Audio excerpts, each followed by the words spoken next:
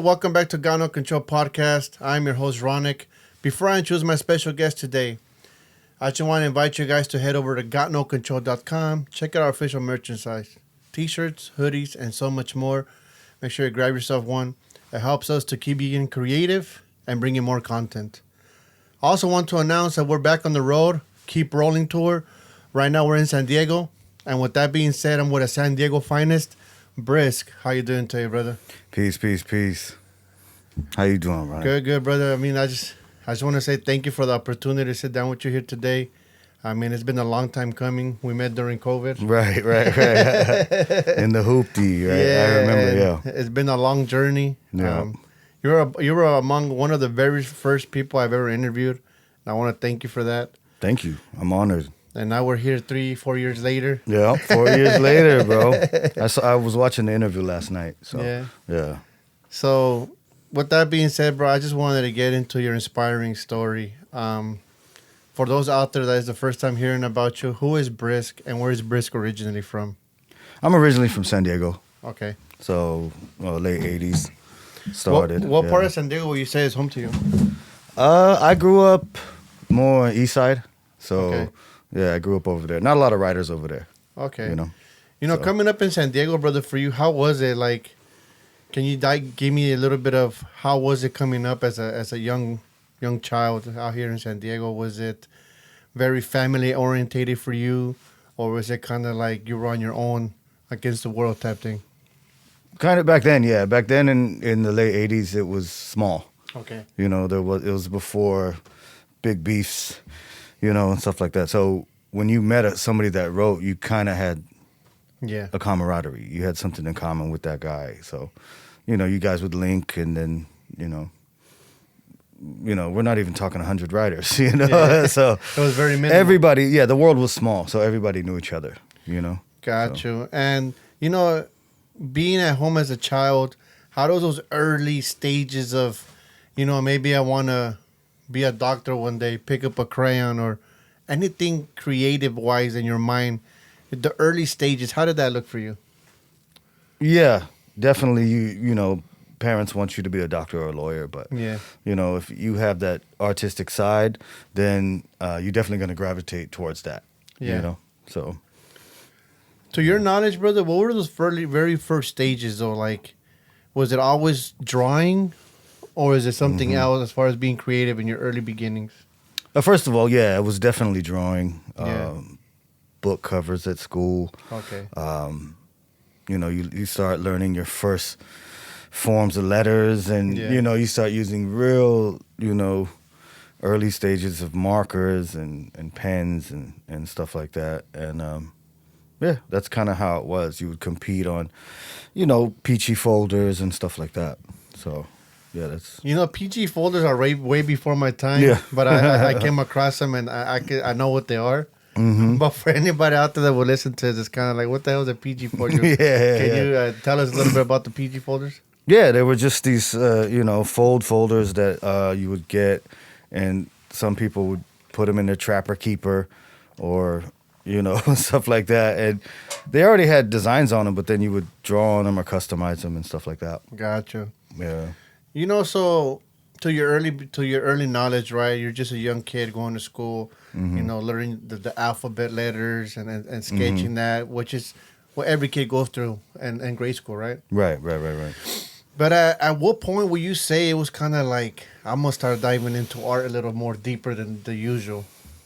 Well, when I first started trying letters, I was emulating what I thought graffiti was. So I would do, the outside, and then I would do the inside where all the gaps were in the 3D and the holes and stuff like that. And then I met Zeno, and Zeno was the one that told me, like, you're doing it all wrong. So I would outline when I got my first cans and stuff like that, I would outline the piece, and then I would fill it in and then think I was done and wondered why it wasn't clean. And then Zeno kind of flipped everything, on its head and was like, dude, you got to start off from bar letters.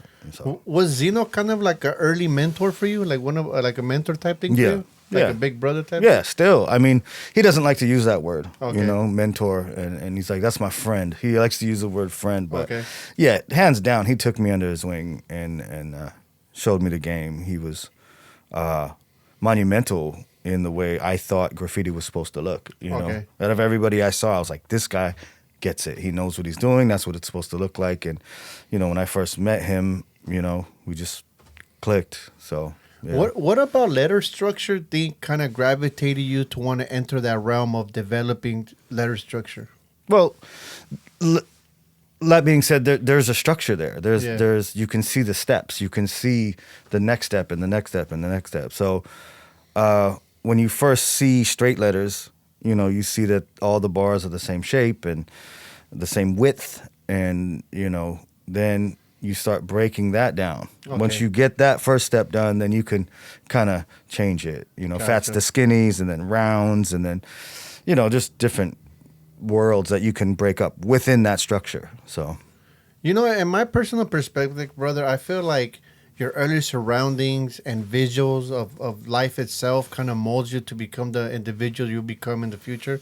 Mm-hmm. For you, what do you say, like your surrounding as far as the neighborhood you grew up in, maybe family orientation at home or anything of that nature? Would you say anything of that played a part in you developing into the artist you are today? Yeah, definitely. Yeah. I definitely would say that, because there was no writers really in my neighborhood, and there was no writers even coming into the neighborhood and then leaving until later. So when I first met Zeno, I met him at Euclid Pit, and I went there. I would always, you know, ditch school or whatever, get my bike, ride down there, or take the trolley. It was in a whole different neighborhood, so I would get down there, and one day I went down there, and there was a silver that Zeno did. Yeah. And I was like, yo, this wasn't here yesterday or whatever. I'm like, who did that? And some kid was like, he's down there at the end. So he did like 3 pieces that day, just going through silvers. Oh, and wow. I met him, and I was like, hey, you know, I see your tags around my neighborhood, you know?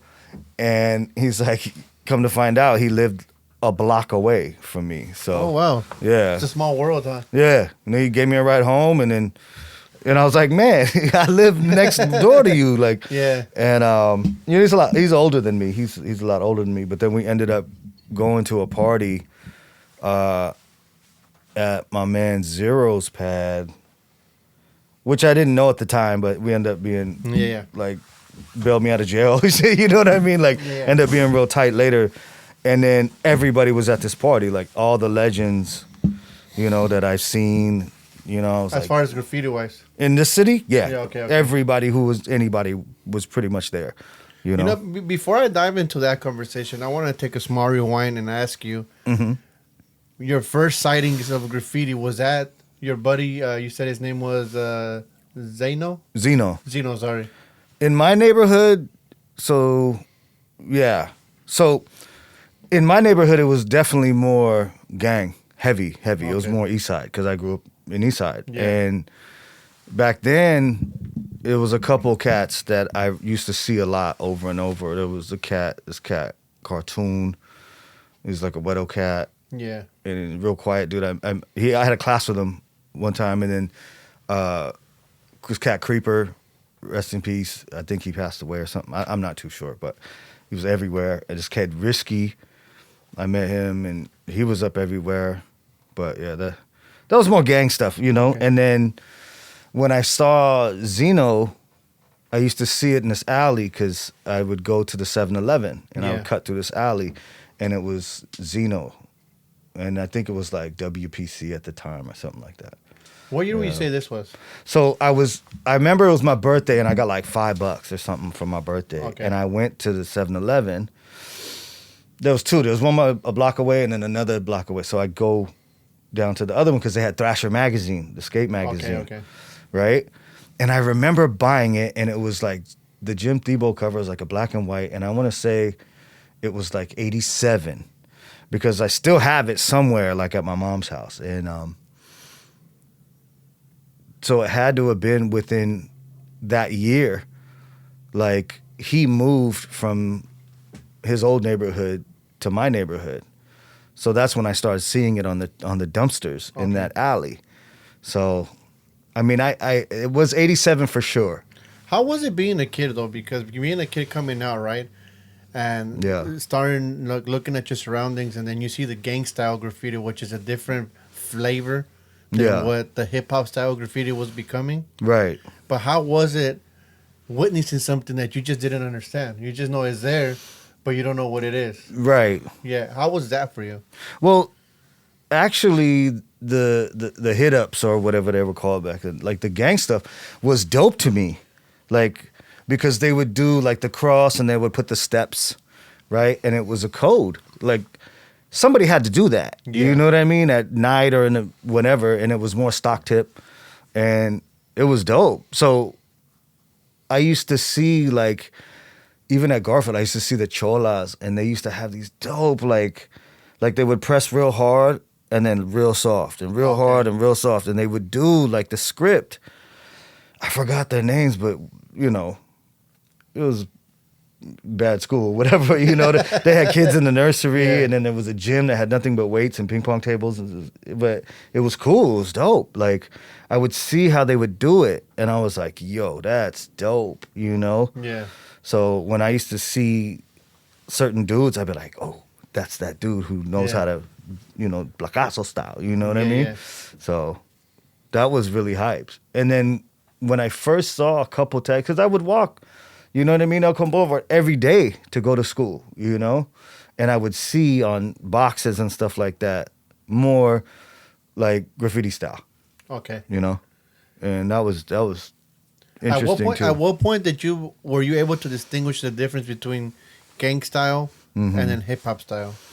Well, back then, back then you could tell because of the order. Okay. Like there would be like a V with a cross and wiggle down for barrio, you know what I mean? And then it would have the letters, and then that would be the strong point, right? It would be always that first. It would always be, you know, the letters from the set first, and then, you know, later on, like down the thing, it would be the people or roll call or whoever was there. Gotcha. You know what I mean? Yeah. So I knew that, and it was dope because it was, a lot of it is straight. You know what I mean? Like an E or S, you know what I mean? It was straight and then it was boxy. And then you would see something that was more of a one stroke, like one stroke. Like they pressed on the can and they didn't let go till it was done. Gotcha. And it would, back then it would lean to the left. You know what I mean? Like the hand styles would lean to the left. Okay. So, I don't know. That's how I kind of knew, you know? Like it's totally different between like what they would call a hit up back then and then like a crew thing. Okay. You know? And there was crossover obviously later, but yeah. You know, once you start distinguishing that, right? When you're kind of like, okay, this is gang style, this is hip hop style, right? Mm-hmm. And I mean, obviously you made the decision to start developing hip hop style letters. Yes. Was hip hop an impact in you early on? Like, was hip hop something that kind of motivated you to get that flavor through letter structure, or were you kind of like more on just visual, seeing what I see, and then I learn from that? Yeah, definitely. Okay. Like a lot of the influence is the same. Like Welcome Back Carter in the beginning, or you know, people would see spray can art or subway art or something, or Beat Street. Okay. You know, like I had the street right in front of me, like 3 houses up from me. They wrote Beat Street in the street with spray paint, like just like the album cover. Oh, wow. You know what I mean? And I would walk by, you know, going to 7-Eleven and see it, like, oh, that's sick, you know? Yeah. And, you know, that was super influential to me. And yeah, I gravitated toward it because I was like, you know, somebody had to paint that. Someone you know, did. Like you'd see the train and Yeah. and then, you know, with Ramo and Beat Street and stuff like that. It was kind of a like awakening for me. You know, to your knowledge, you know, in his early beginnings of what we know today as San Diego graffiti culture, which you had the opportunity to witness, how was the general population taking this? Was it kind of like looked down on, like, hey, screw you guys, don't do that, or was it appreciated as far as like hip hop style graffiti?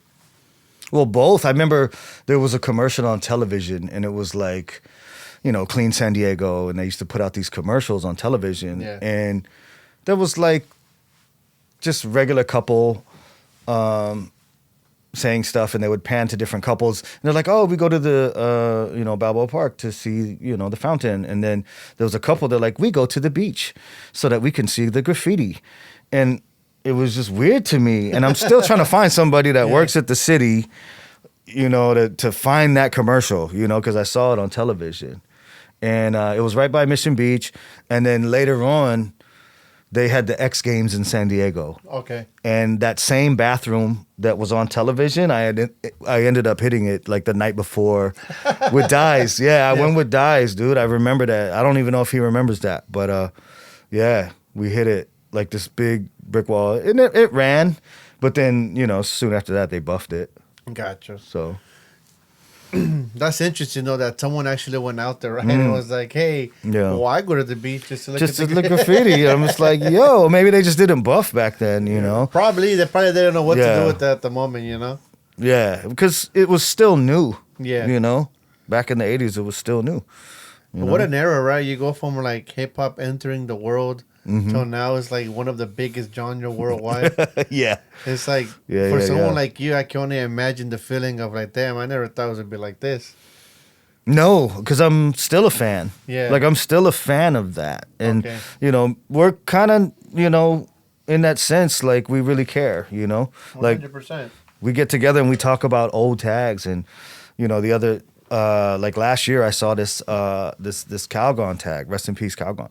Rest in peace. Yeah, he had passed a while ago, but I still saw one of his tags on way out in by Kearney Mesa, you know, not a hood. Yeah.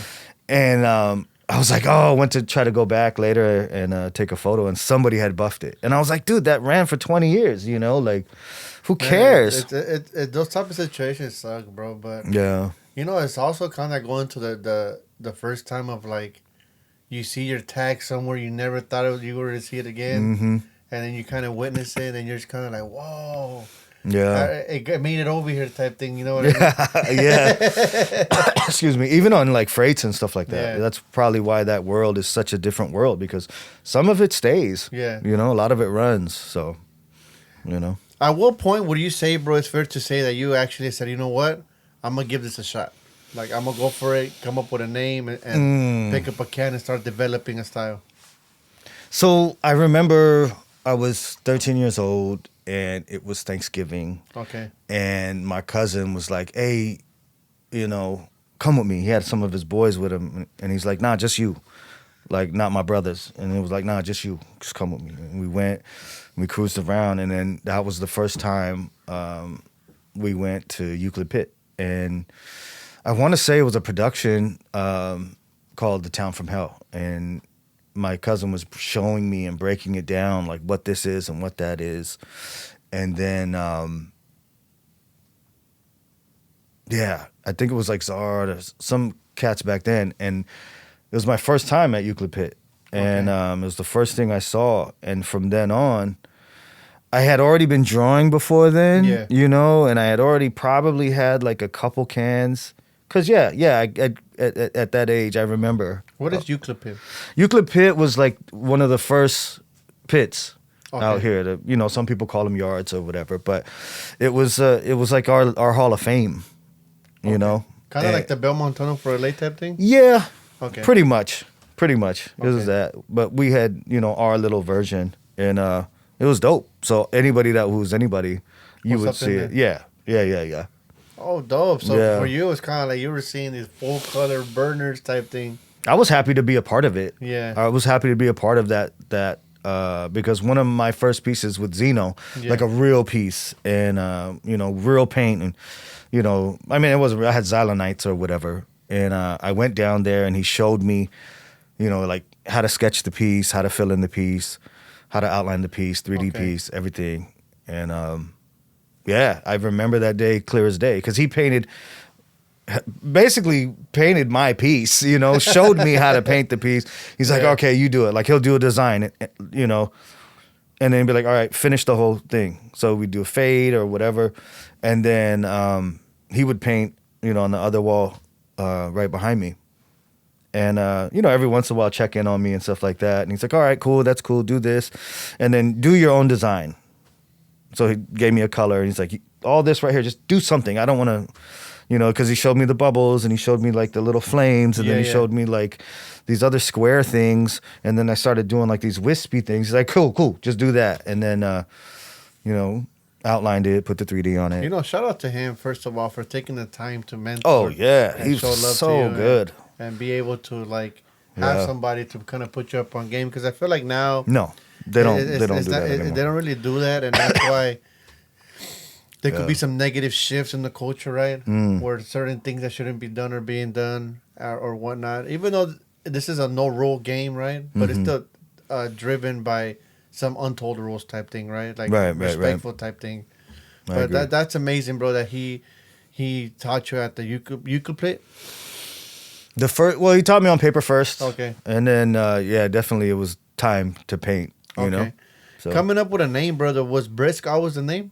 So remember, I told you when I was Thanksgiving, 13 years old. So my cousin at the time, that's what he wrote. Right, he wrote Brisk. With a few other names. Yeah. But that was one of his main names. And shortly after that, he stopped. Okay. And I was like, why? You know, like, keep it going. So I had a couple names I was playing around with, but that's the same thing. I was like, that was one of it. It just there was nobody out there at that time that I knew. Yeah. And it had the letter structure that I liked, and it was one syllable. It had 5 letters, and it kind of fit the, what I wanted. It sounded good to me, and it was handed down. It wasn't actually handed down. It kind of stole it, but whatever.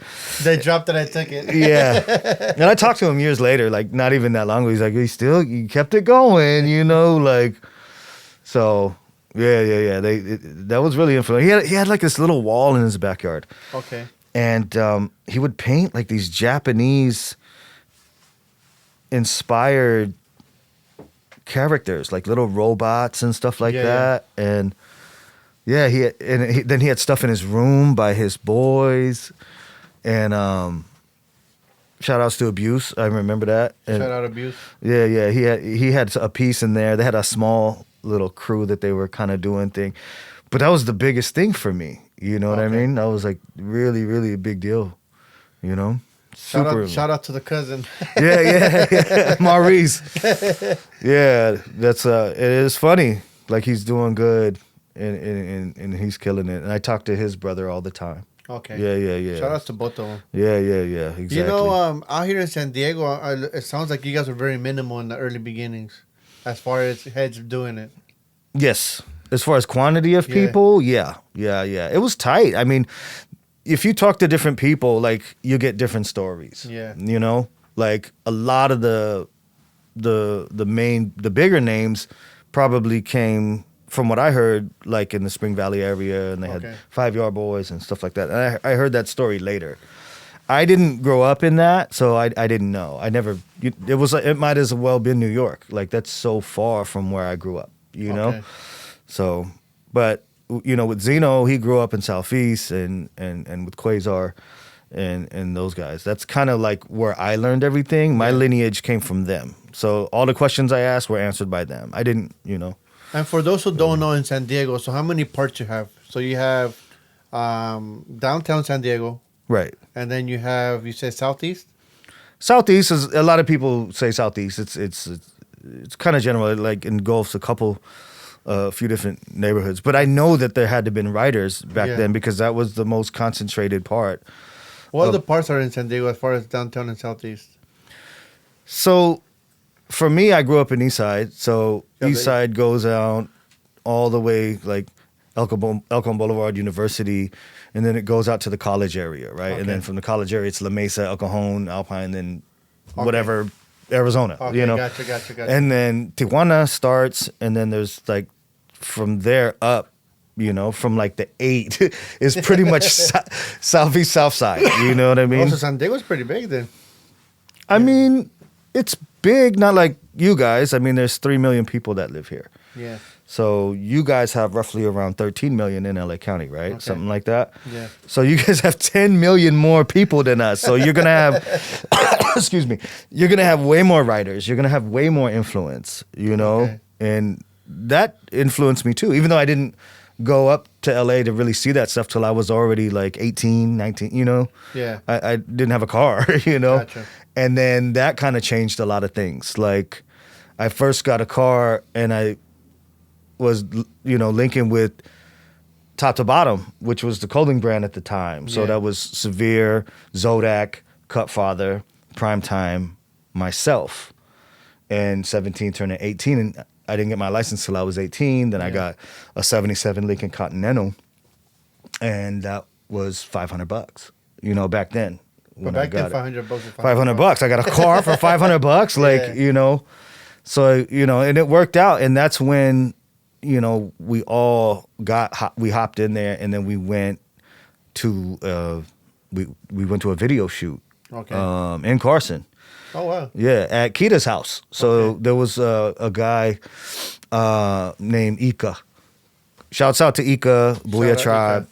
Yeah, that's my older brother, man. I love that dude. And, you know, I was 18 years old. So I'm a grown-ass man now, so that's a long time ago. And, you know, we showed up, and we got nothing but love, man. They had this group. It was called the Wolf Pack. The Wolf Pack. Yeah, it was called the Wolf Pack, and it was Slip Rock, Po Flip, Schoolboy.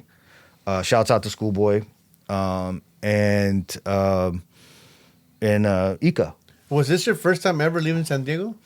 No, I mean, you go up to Disneyland, stuff like that, and stuff like. But I mean, as a functioning adult, like, not even. I mean, 18 years old. Yeah. You know, I'm not that old, but I have a car, and Severe had sold the whip, you know, to Caddy, just so that we could have gas money and money to eat, and we were up there for like 2 weeks. Gotcha. You know, and you know, I didn't even like tell my mom, you know what I mean? She was like putting out a report, like an APB to find her son. And then Schoolboy, one time, I think it was Ika or Schoolboy, he was like, hey, how's your mom's doing? And I was like, oh, shoot. Like, I forgot to tell moms I'm done. And he like made me call her. I think he made me pick up the phone and call. And then, I told her, you know, I'm 18 years old. You know what I mean? Like, box of Phillies, and you know, we're sitting there on Baker Boy's radio show. You know what I mean? We're sitting at BMG Records at big, huge tables. You know what I mean? And I'm like, I've never been to Beverly Hills before. You know, I'm swimming in pools in Beverly Hills. You know what I mean? I'm a kid. Cats in San Diego were like, yo, we heard you on the radio out there. Yeah. I was sitting in the car sleeping. But when you say hear you in the radio, is it because you made music?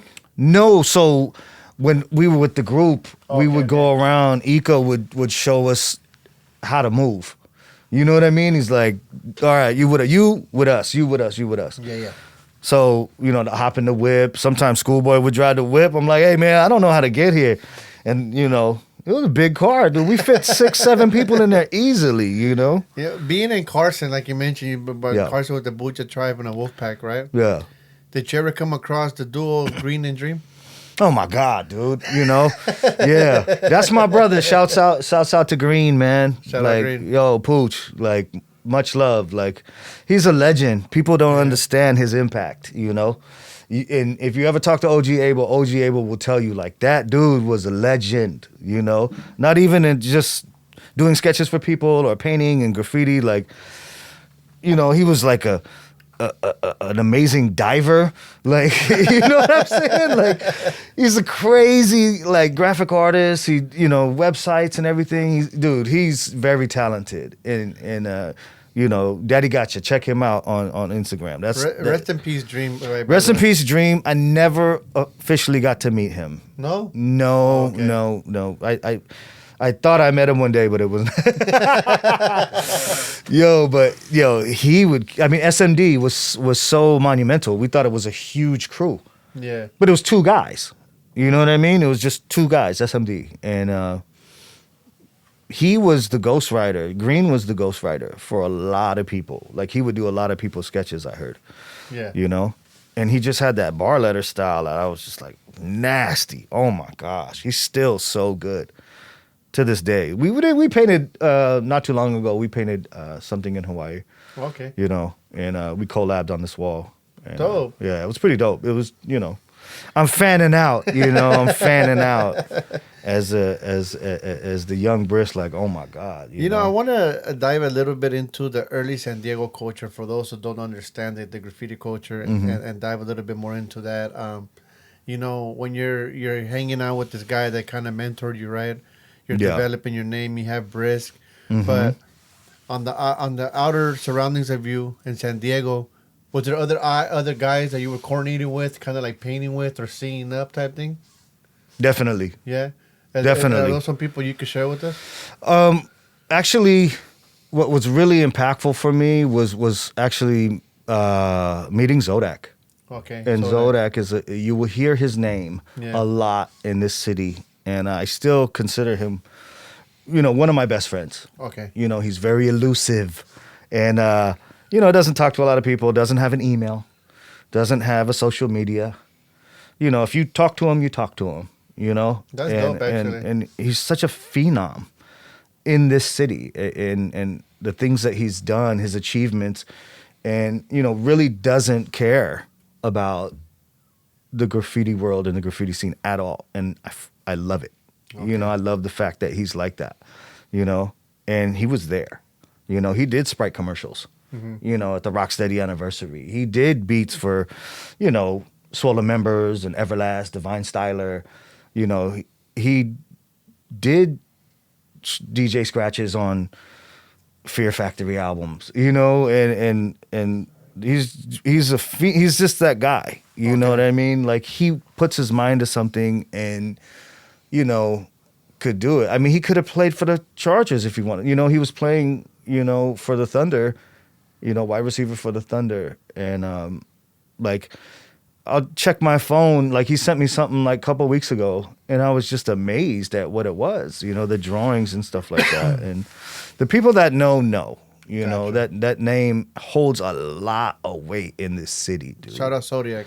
No, Zodiac. Oh, Zodiac, sorry. So he gets Zodiac a lot. Yeah.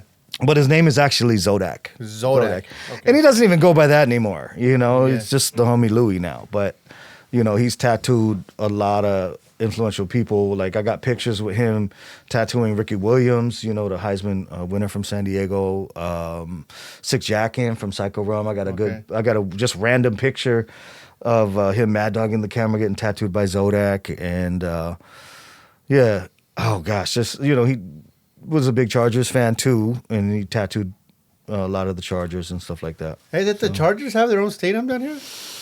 Well, yeah, I mean, we had the Murph, the Jack Murphy, but that was shared. They went to LA, right? Yeah. People were bummed. People were bummed about it. Like, yeah, they went. So the stadium was getting torn down. So I know some people that like snuck in there and showed me pictures of, somebody spray painted all across the field. They're like, Spano sucks, Yeah, and they had, there was some security guards and stuff like that. Like, people were going in there stealing the chairs. Oh, wow. The seats and stuff like Taking that. them home and stuff? Yeah, I mean, come on. What are they going to do with them, It's not going to go to trash. Yeah, that people love the Chargers, bro. Yeah. You don't understand. Like, even me, like, I had this little bike with my bike with the, the Charger power. Yeah. Little racer, where the numbers go on the nameplate or whatever. I had a T-shirt. I had it was just, That's dope, man. I mean, because I'm not really a sports person, right? But I seen that they were moved to LA. Yeah. And it's kind of like they're moving a lot of things around when it comes to that. So I'm just like, yeah. That's what I ask people. Like, man, it's kind of a sore subject. Yeah. In my opinion, they should just stayed in San Diego. Yeah, I know. They were a staple out here. Well, early days, in the old days, we had the Clippers. In San Diego? Yeah, we had the Clippers first. I didn't know the Clippers were out here. I just remember the logo, being a kid, and I was like, wow. So, I don't know. Diving into the hip-hop style graffiti, did you ever get a chance to meet any New York writers? Like, did they come to San Diego and paint? Doze Green actually came in the mid-'80s. Oh, wow. Yeah. In the last interview, I talked about it because he came here and he worked for Bad Boy Club. Okay. Yeah, so he worked for Life's a Beach and Bad Boy Club, and then he actually painted a store where I got one of my first skateboards from one of my cousins, bought it for me for my birthday, and I went in there, and it was dope, and it was nothing like I ever seen, and then I ended up seeing him at a trade show. Oh, wow. And San Diego is really known for this ASR trade show, Action Sport Retailer trade show, and I was walking around and I seen this guy, and he just, had to be a writer. He had, a lot of Zulu medallions on and a big hat, and just, he was steezed out. Yeah. And I was like, yo, you write? And excuse me, sorry about that. And he walks up to me and he introduces himself, and yeah, it was super informative. I remember a while back, because I remember during that time, this might have even been after that, I remember at being at ASR and, just walking, and dude walks by me and it's Tupac. And I was like, but it wasn't Tupac. Like, I think he just had Brenda's Had a Baby back then. Like, he wasn't Machiavelli yet, But yeah, I remember seeing Doze around there at that time. And was he out, like, did he just come and paint that one skate shop that you mentioned? Or was he out here, like, painting? I think it was painting. And I met him in Hawaii later, and I talked about the story. And shouts out to Doze Green, man. I love him. He's my favorite.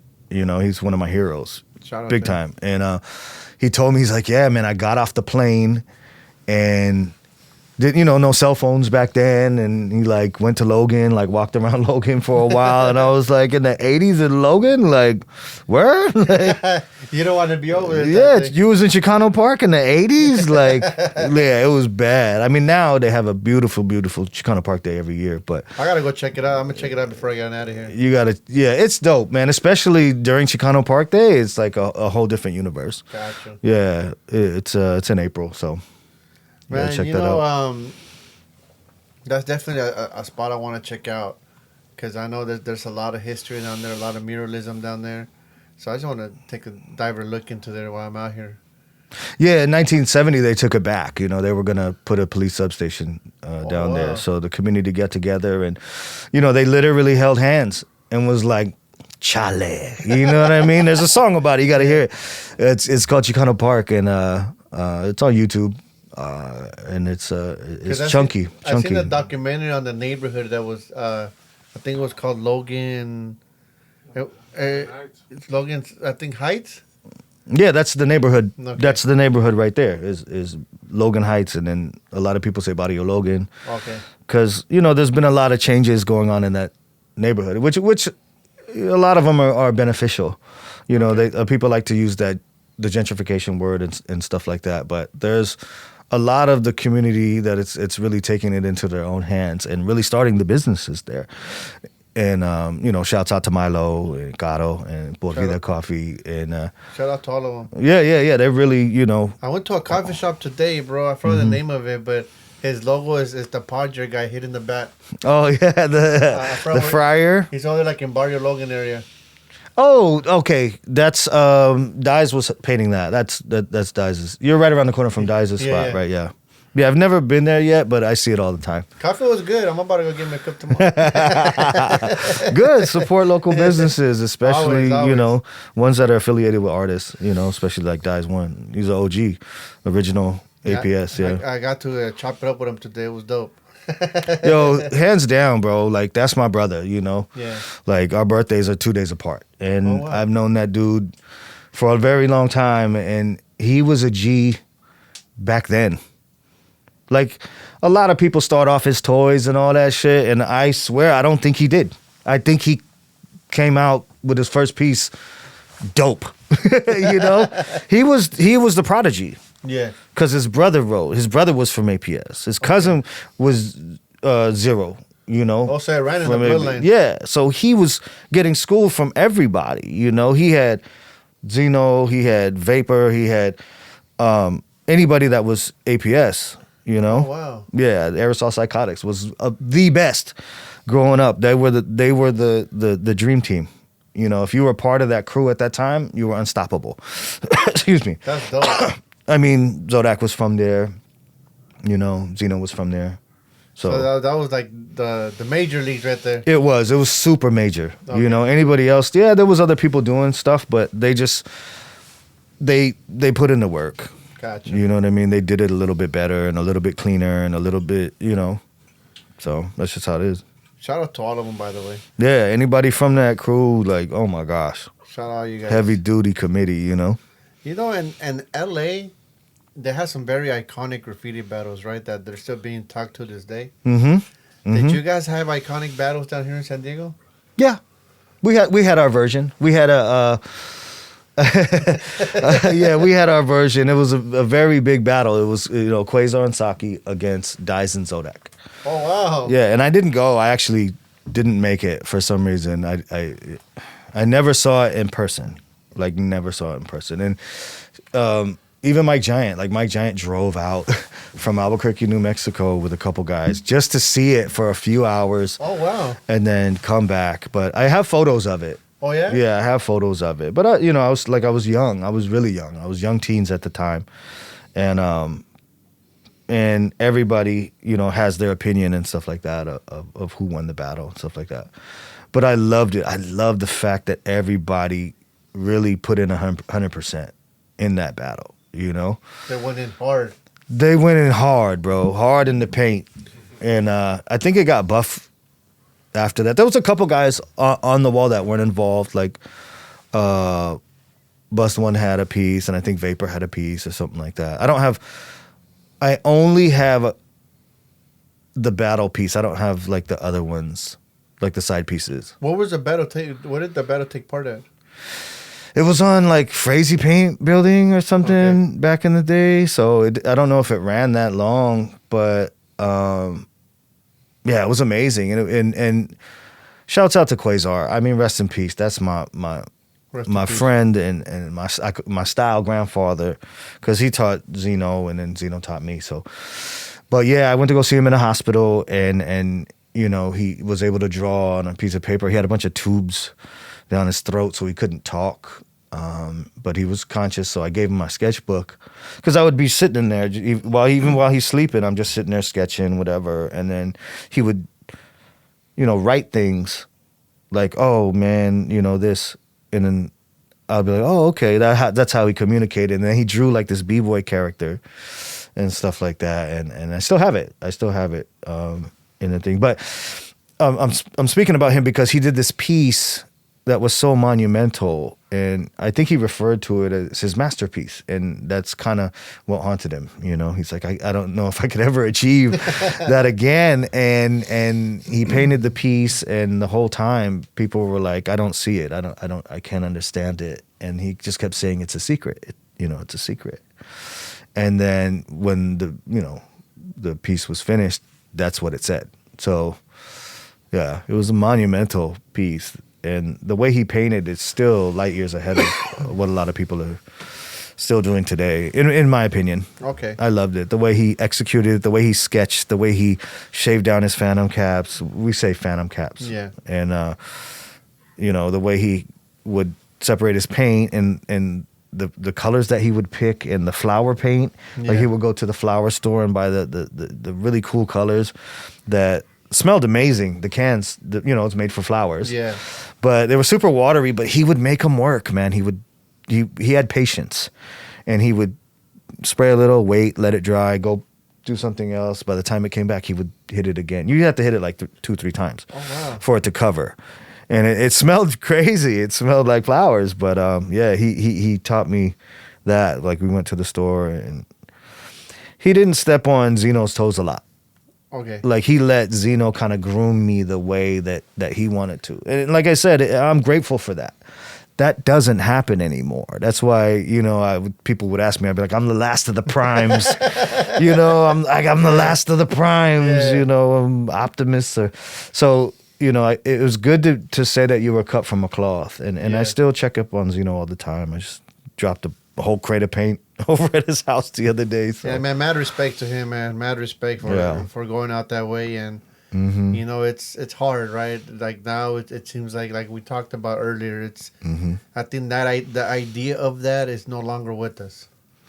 No, people are raised off, like I said, I learned from an OG. Yeah. These kids learn from IG. Yeah. Or whatever. I've heard that before, but, like he really we would, battle kind of thing on paper, and I'd be like, I'd sit there and I'd do such the most busiest thing. You can't even read it. And I'm like, there. And he's like, that's wrong. That's wrong. And he would point out, and he would do this simple with like a character. He's like, look, everything's there. The percentages are right. It leans right, And I had to say, I'm grateful for that, because sometimes I can tell when somebody's out there and they don't have somebody showing them what's wrong. You need to know what not to do in sketching and graffiti as well. So I also believe it's fair to say, like, bro, just be honest with the critique, right? Yeah. Don't be scared to give the actual critique. Like, if someone tells me, hey, your stuff is trash, cool. Yeah. How can I fix it? Yeah, there you go. Well, how can I make it better? Yeah, why? But if you don't got the answers, If you don't get it, then you're just hater, then you know? you're just hating. But if you got the answers for me, tell me. Yeah. Oh, well, your 3D is off. Or your background doesn't hit right. Or Yeah, whatever it yeah, is, yeah. right? Or this letter's not flowing with this letter. Cool. Yeah. But it's okay to tell somebody, hey, bro, you suck. Yeah. That's going to make them go harder. They're going to be like, Yeah. I want to get better. You know? Yeah, he did that to me before. And in the last interview, I told you about that story where, he did that. He saw one of my pieces. I was kind of trying to do my own thing for a while. Yeah.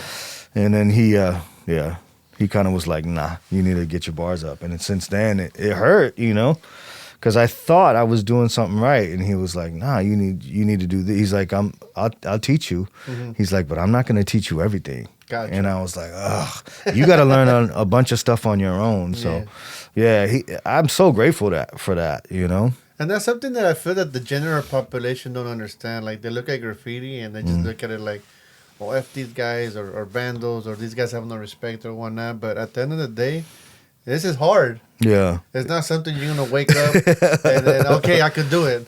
Yeah. Or even if you go full hammer, it's going to take time to develop a style. It's going to take time to develop can control and letter forming. You know what I mean? Yeah. So, like, I feel like a lot of people don't understand that, right? And it's kind of like, once you understand that, I think you would be able to appreciate the art more. Yes. Oh, my gosh. If regular people could think like that, you know? Yeah. You know, in the early stages, bro, spray paint. How were you guys going about obtaining spray paint out here in San Diego? Well, I mean, you got the cheap stuff. Yeah. Or standard brand stuff but you needed something to cut back with. So you know, cats would rack it, obviously.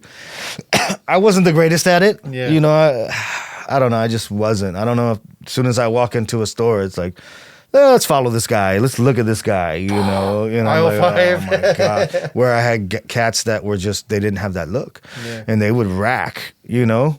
Woolworths, we would, you know, they had the paint out at Woolworths.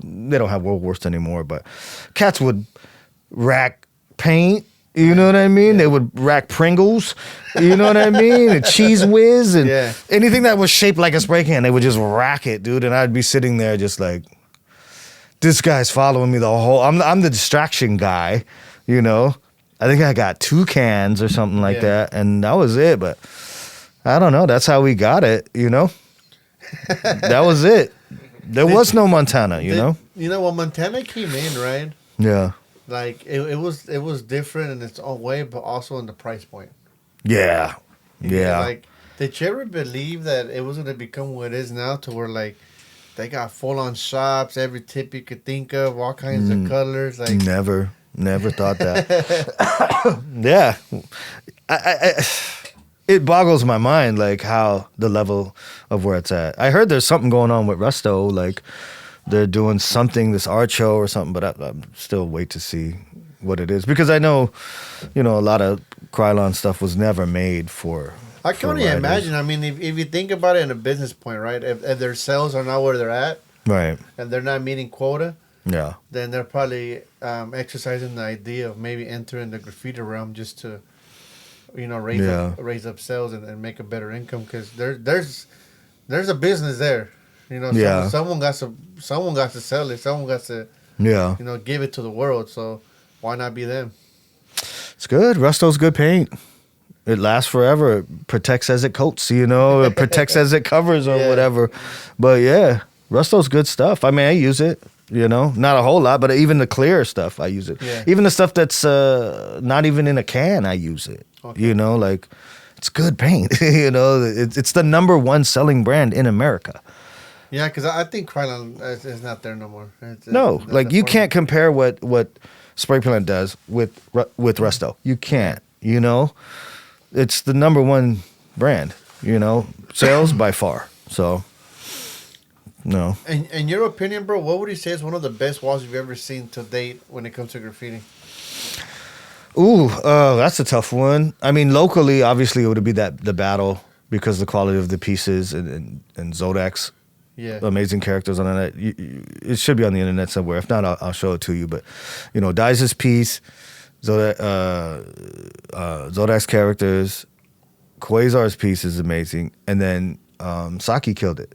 Okay. So everybody really, really, really came on it. So, yeah, it would be our version. Okay. Of that, but have there been a lot of influential pieces on me? Yes, definitely. Risk stuff early on was a killer. Charlie, if you've ever met Charlie, DTK Charlie was super influential with the way he painted. Pooch, Dream. Green, Dream. Yeah. Bates has been super influential, even to this day. Like, still reaches out, still checks in on a dude, and like, you're not on top of your stuff. Like, yo, you haven't posted in a year. Like, yo, he's on me, and I appreciate it. Like, that dude is painting somewhere right now. You know what I mean? And even if it's with buff and just one can for the outline, he's gonna burn and he's gonna blaze. And that etiquette really makes me feel lazy. So shout out to all them guys, man. Shouts out to Bates, man. Like, oh my gosh, dude. He really made me step my game up. I painted twice with him, once in Copenhagen and once in Sweden. And each time, the way they work. Sweden as an overseas? Yeah, so they're really close to each other. So we painted in Malmö, and then we also painted in Copenhagen. Oh, so you had the opportunity to leave the country? Yeah, a few times. Wow. Yeah. Maybe not as much as like Persuade or, For graffiti? In this city, as far as the most traveled, I would have to say, Swayze is probably the most traveled because he was the one leaving to Europe first. He was the one going to Korea. He was the one going to, and he was, getting put down with these crews overseas. He was, from Stick Up Kids and stuff like that. So he's kind of a point A for a lot of writers in the city. Gotcha. Yeah, they always kind of check in with him. So, talking about Bates and him reaching out to you and telling you, "Hey, dude, you haven't posted in 2 weeks. What's going on with you?" Yeah. How does that make you feel, bro? Being someone that when you enter this world, the internet wasn't really a thing like it is today, and now it feels like in a way you have to have a social media presence in order to be able to move, artwork or merch or whatever it is that you got going on. Yeah. What is your take on that? Well, it could be. There's people that are doing it without that. Yeah. They're really doing it the way they know how to do it. Like with Zodiac, he doesn't have an IG, he doesn't have an email. Yeah. He doesn't have anything. He doesn't have an eHarmony account, you know what I mean? Doesn't have a MySpace or, he don't have anything like that. So, and then you have, like Doze, who kind of just switched his whole style up on IG, and he's just smashing people with bah. Doesn't even need to put the year it was created, but I'm like, oh my gosh, it's just, eye candy of his stuff. I feel he, in my opinion, is one of the top evolution. I guess that's not the right word to say. I guess the top evolved writer. Okay. He came from breakdancing in Beat Street to. Oh, he was on the movie?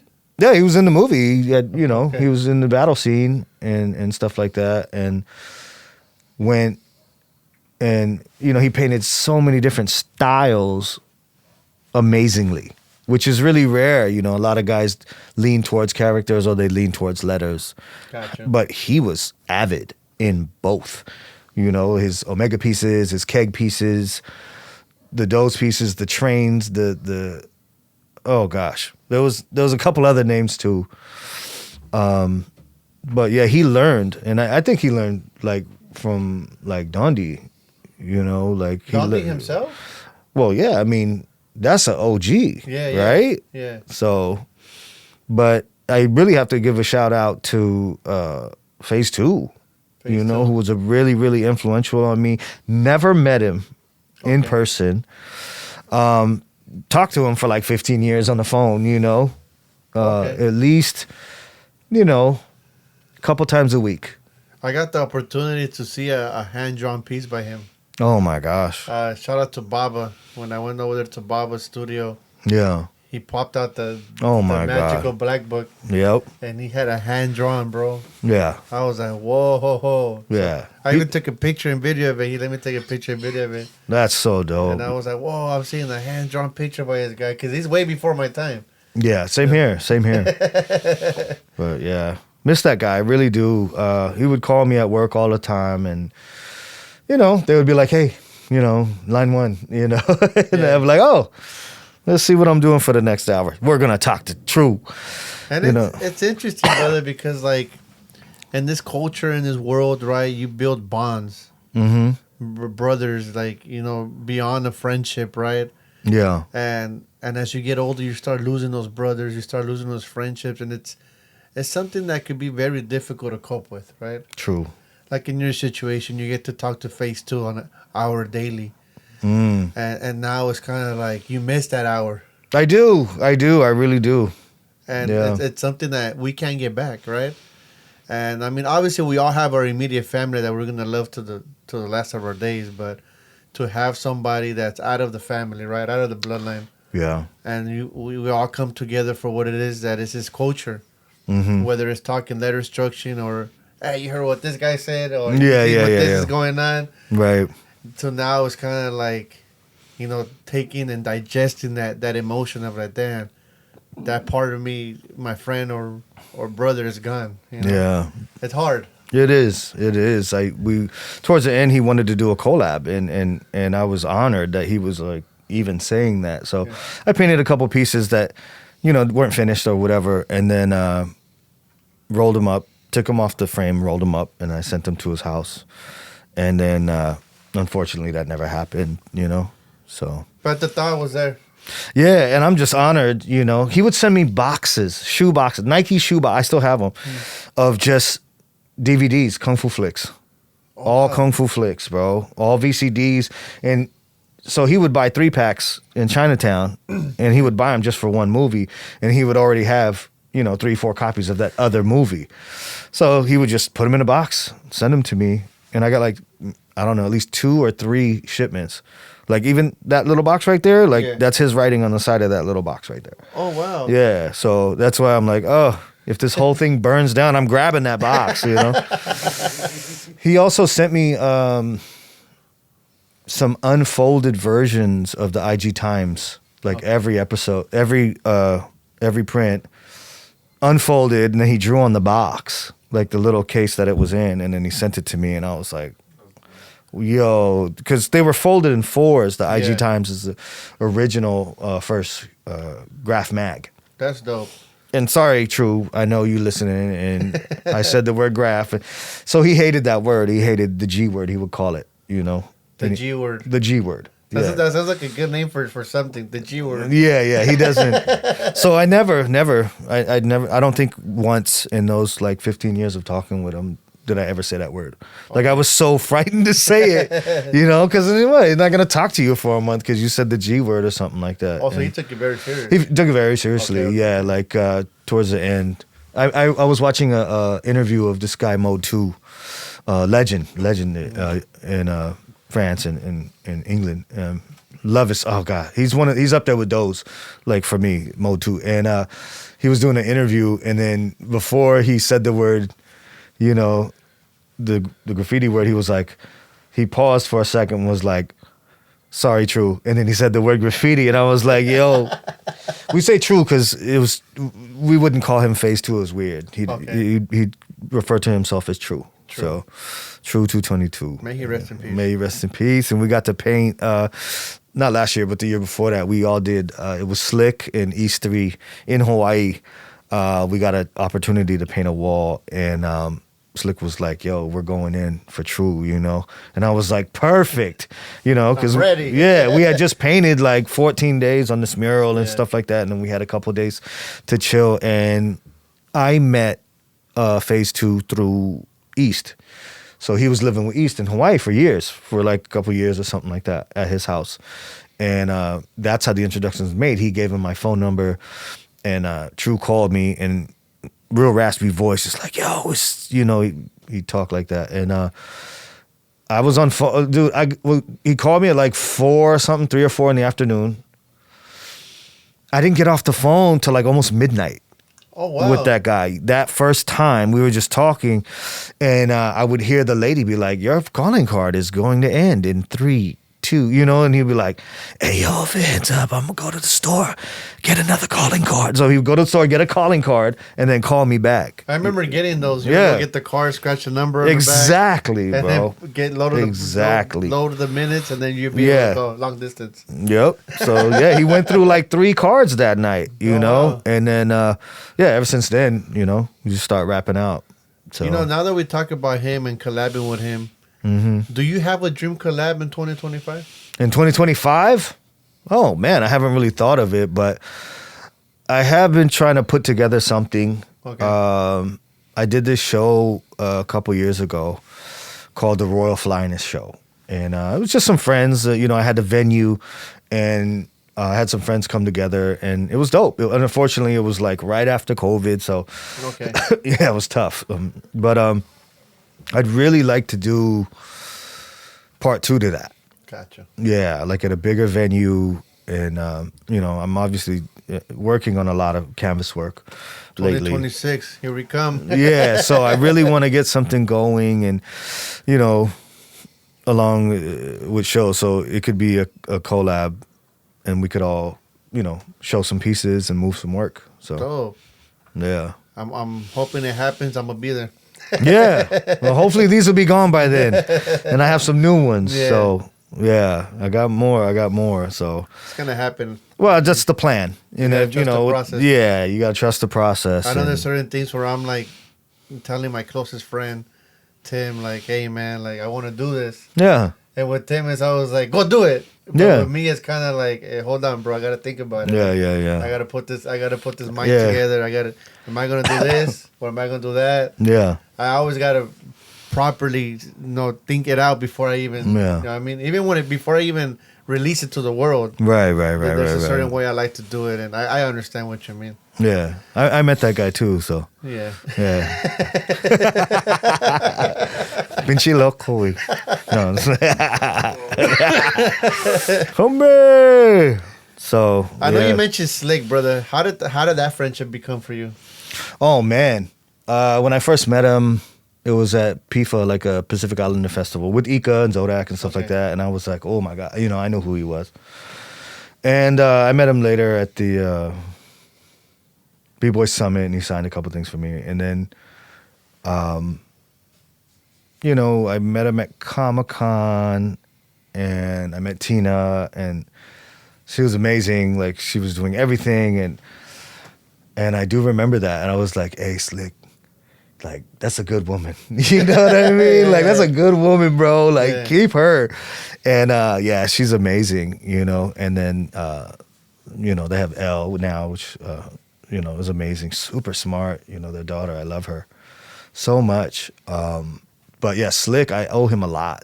I really do. Like, that dude really showed me how to move. Okay. I mean, even recently. And the business aspect of your art? In that, the approach. Okay. The work ethic. I've never, and the vision. Okay. Like seeing things super big and, really paying attention to detail. I've done it, work with a couple other different artists and see how they work, and really knowing his standard. Like, you have to know Slick's standard is super high. Like when you're painting on a wall and you're on scaffolding in the middle of Beijing, China, or something like that, the detail that he requires. And I love that. Like, I respect that, and I've been to multiple countries and painted with him on these huge, huge projects. And for him, it's just a normal thing. But for me, I'm like, this is a 3-story building in Okinawa. There's no, right?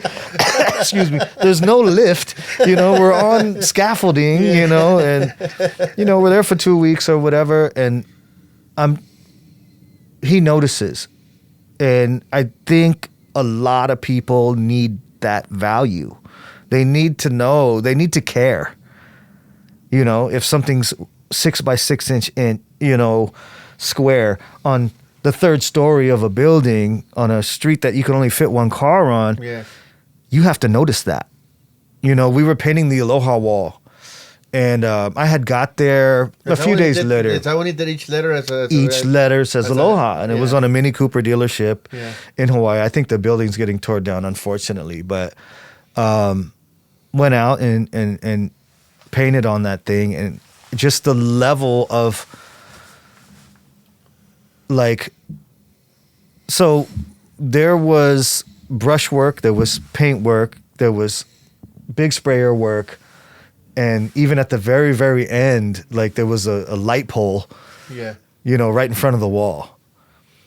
And we were having pauhana, which is, you know, finished party, you know, the wall's done. And they had the lift there or whatever, and I walk over to the wall and it looks like wet. And the light pole, there was like a square of white in it, and it just did not belong there. And then he saw what I was walking up. He's like, like he caught it, and I was like, that's the level of detail. You know, like he's looking at it like in the photo already. You know, the mock-up's there. Everything has to be done right. So, yeah. But big shouts out to Slick, you know, like... Yeah, big shout outs to him. I mean, I've had the opportunity to speak to him on multiple occasions, and he's always been nothing but respectful and showed me love. So, shout out to Slick. He's done some phenomenal things, man. You got so many ways you could go with him. Like, he's done a lot of amazing things, and I mean, I hope to keep him winning. And you know, we out here, and shout out to him. Yeah. You know, I got a couple questions for you before we get on out of here, brother. One is, what would you say to that kid in San Diego today that wants to get into graffiti? Sorry about the cough.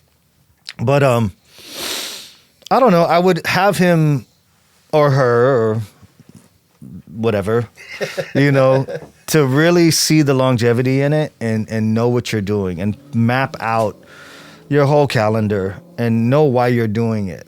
Don't just do it because you want to be a part of this game. Like, you just want to jump on the train and you want to ride it out.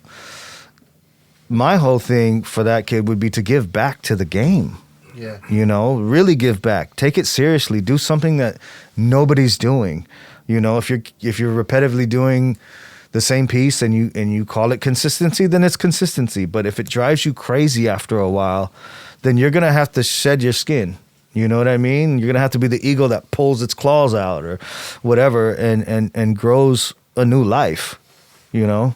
That's kind of how I look at it. Because if you keep doing the same thing over and over and expecting the same result, that's insanity. So when you do your best, you're giving back to the game. 100%. Right? When you're changing your style. You know, Zeno was like, look, man, you need to change your style every 4 times. Like, every 4 pieces, You know what I mean? Like, do something. Do it backwards. Do it upside down. You know, find a bunch of stuff and then find the letters in that, you know? Keep messing with it and just... Yeah, that's what he told me. So, you know, and I really took it seriously. And right now, you know, I came back from Miami for the Art Basel thing. You went to the Art Basel? Yeah, in the Miami. And there was a wall. Shouts out to Gleason for hooking up the wall like a tow truck, man. And I was there and I had my sketch out and I started filling in and doing the background, just, you know, trying to get messy, trying to get loose. And we had to leave. It started getting dark. But that night, bro, I couldn't sleep. It was just wrong. Like, the first letter was just wrong. And I hated it. And I was like, oh. And I didn't have a sketch, you know, I was freestyling, and then we got up in the morning and I was like, all right. I'm ready to go. I'm ready. I have to fix this. So, excuse me.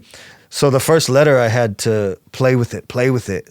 Even it might have taken me a whole hour just sketching, buffing. And then I found it. I was like, ooh, okay. So I changed it, bent this, matched it with this a little bit on the bottom, let the top bleed to match the other side of the K, came in, we're good. And then after that, I was like an hour and I was done.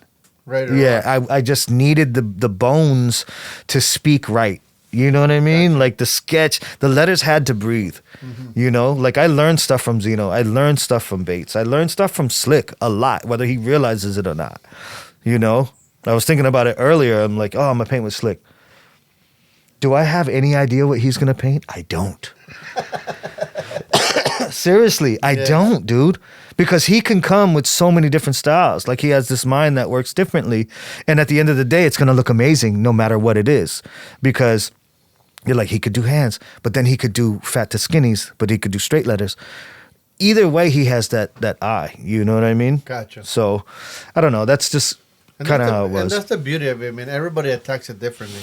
You know what I mean? Yeah. Some guys might want to start with the background first before they do the letters. I do that now. Yeah. I do that. I kind of do a non-traditional way where the background bleeds into the foreground. Yeah. You know? So you'll see my fill-in color in the background and vice versa. Yeah, so like I feel like that's the beauty of it. Like everybody has their own way to attack it, and I think it's amazing.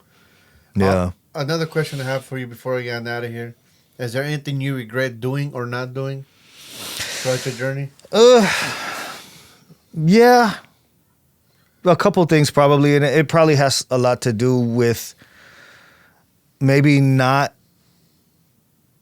graffiti-wise, but definitely more artistic-wise in my canvas work. Like I wish I would have kind of went in earlier and focused on it. Yeah, and put out more booklets, more books at that time.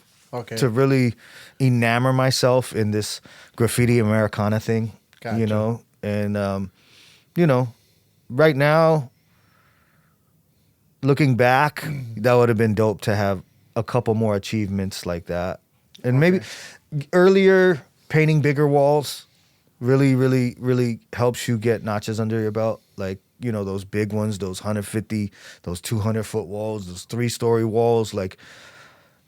It's amazing, you know, and mainly those are all with Slick, but it's fun, it's cool, it's good vibes. But yeah, I think the next thing would probably be to, you know, evolve in new letter forms.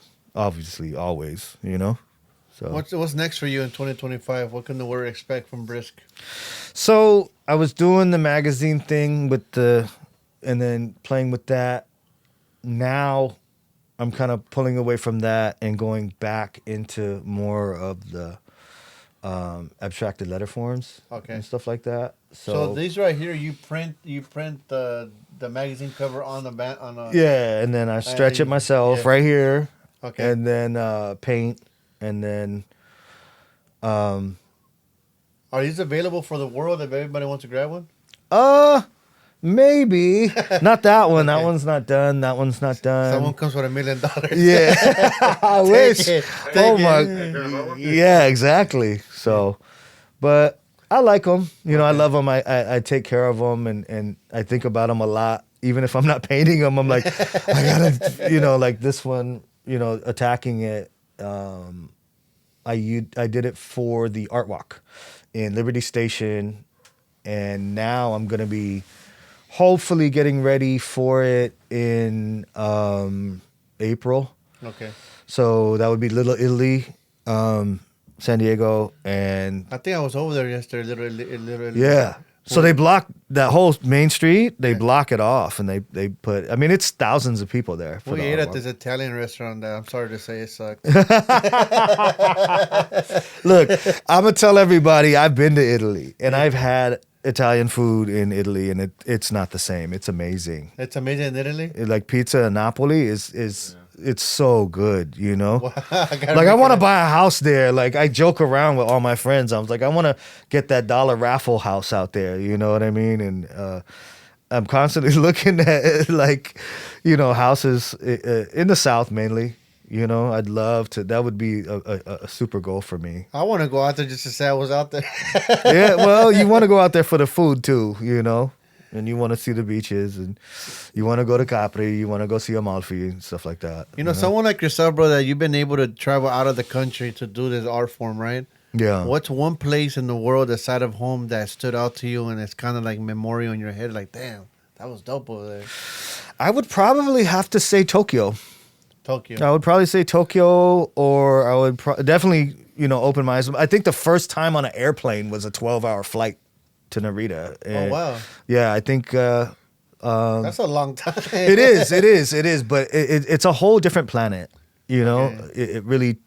It really opened my eyes. I would have to go at nighttime so I could fall asleep. Yeah, get the red eye. You guys get one flight a day from LA. So, but Okinawa, okay. Which if I really love Hawaii. So, okay. Shouts out to Bomb Squad out there and Shonsky and shout out Bomb Squad. Yeah, huge dog, and Slick and Linda and everybody. But it reminded me of that, of like Hawaii mixed with Tokyo a little bit. Okay. And some people might not like it, but I loved it. It was amazing. I loved the beaches. I loved the people. I loved the food. I definitely encourage anyone out there listening to get out and travel, man. Get a passport. Yeah. And just start going somewhere. And even if it's just a couple states over, just take a drive. Seriously, you're never going to know what it's like in other countries. And when you travel, in my opinion, you stop aging. Yeah. Life slows down and you're like, all right, I'm living now, and, go to that weird island in the middle of the Philippines and hop in that beautiful water. You know what I mean? It's and just do hand signals because you might not understand them, but just be like, I want to eat. They speak English. They speak English in the Philippines. So, you know what I mean? I went to Palawan out there one time, and didn't know what to expect, but it was amazing. Like the overwater cottage and swimming to breakfast, and so. I think it's dope, because sometimes people see me and they're kind of like, English? And I'm looking at them like, bro. Yeah. If I speak English, what, bro? Yeah. What do you expect? Yeah, I speak Punjabi, you know what I mean? Last question I got for you, brother, before we get on out of here. Yeah. Favorite shoe of all time to paint in? Oh, gosh. So my favorite shoe, so I got a wide foot. I wear a 4E, right? So my favorite shoe of all time would be the Nike Windrunner. The Nike Windrunner. Right. It's not a popular shoe. Yeah. I still have one left, from back in the day. I only have one. I don't even know what happened to the other one, but it's falling apart.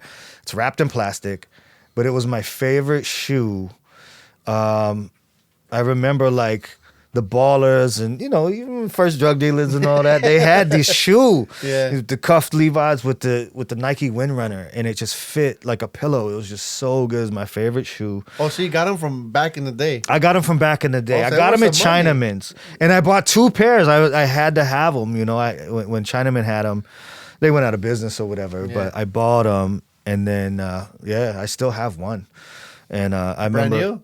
No, it fell apart. It's not going to last. That's 30 years ago. Someone got $10,000 out there. Yeah, I'm waiting for him to bring it back, bro. And then they put out this other one where it was kind of the same, but the toe cap was different. And it just wasn't the same. But that was my favorite. It was a Nike Windrunner.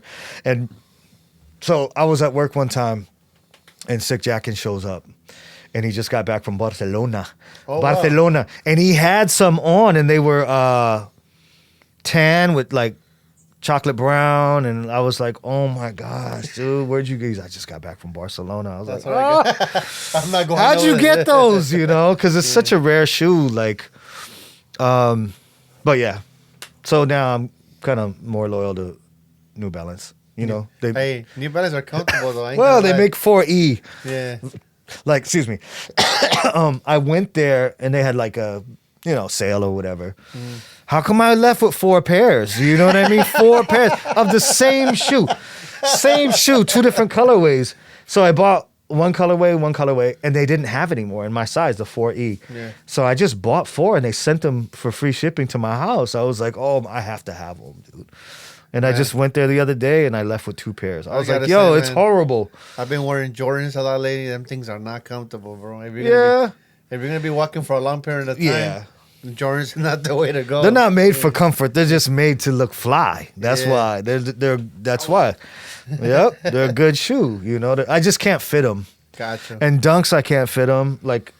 I gave Zodiac my last pair of dunks because I couldn't fit them. Gotcha. I cut them, dude. I cut that little seam down the side. I had to cut them to fit my foot in there, and I was like, still couldn't fit. It's too much, huh? Yeah. Buying a pair of shoes for like $200-$300 and then having a cut. Yeah, like I remember I traded some shirts, man. I had a couple shirts, and I traded them for some Heineken dunks. Yeah. Back when they just first came out, and then shouts out to Nicole. I gave them to her for her birthday, not knowing that they would go up in value. You know what I mean? Like, I'm gonna need them back. Yeah, I'd see people skating in Heineken ducks. I didn't think any of it, anything about it. If you're hearing this, my melon head just melon back. Yeah, she probably don't have them. That was such a long time ago, And again, brother, I wanna thank you for the opportunity to stay with you, man. This was amazing. San Diego's a beautiful city. I'm exploring it right now. Welcome, and thank you for chopping it up. And thank you for giving me a little bit of history of San Diego. I'm excited to air this to my viewers so they can get an understanding that there is a culture out here in San Diego, and if you come down here, there's a lot of things to check out, places to paint, and so much more. Yeah, there is. I appreciate you guys coming down. Always, brother, always. And when you get back home, my door's always open to you back home where I'm at. You ever need anything, pull up. We're there. Anybody you want to give a shout out to before we get on out of here?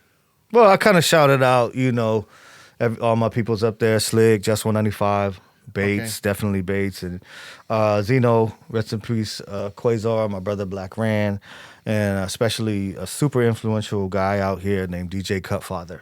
Okay. And he was super influential in me.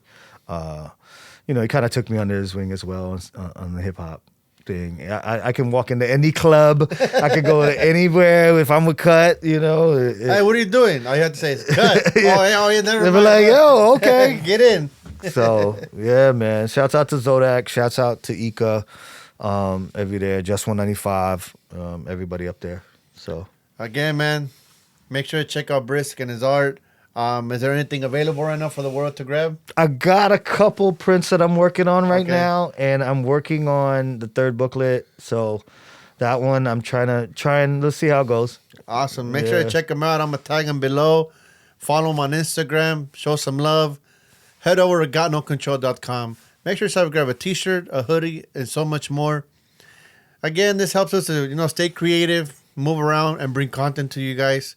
Gotnocontrol.com. And if not, it's always free to just like and subscribe.